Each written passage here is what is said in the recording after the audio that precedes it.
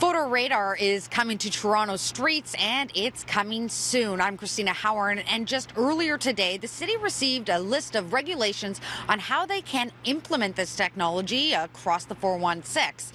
Now, this comes after more than 35 pedestrians have been killed by drivers, and many of those deaths involve speeding. We want to make sure that municipalities have the tools that they need if they wish to bring in automated speed enforcement in designated community safety zones and in school zones. And so the regulations prescribe some clear regulations around the signage so that it's consistent across the province, and camera placement. Each municipality will have the choice as to whether or not they want to implement the program. But a pilot project in Toronto late last year, where radar was used but tickets weren't issued, revealed over 100,000 speeders on a weekly basis in 8 targeted school zones.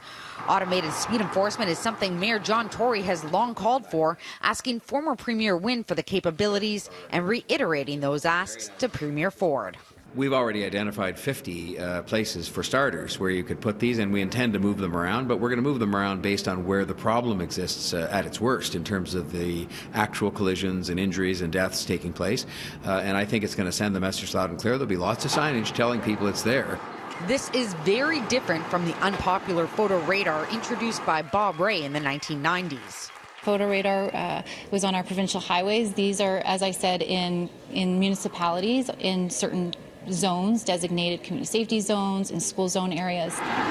In Toronto, that means 50 targeted locations, 2 in each ward.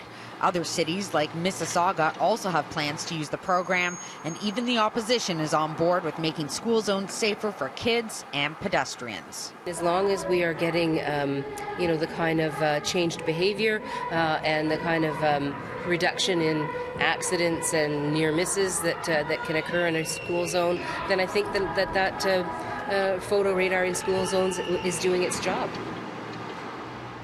Now, municipalities have the opportunity to provide feedback on these regulations before the program comes into effect. The minister says she'd like to see it in place sooner rather than later.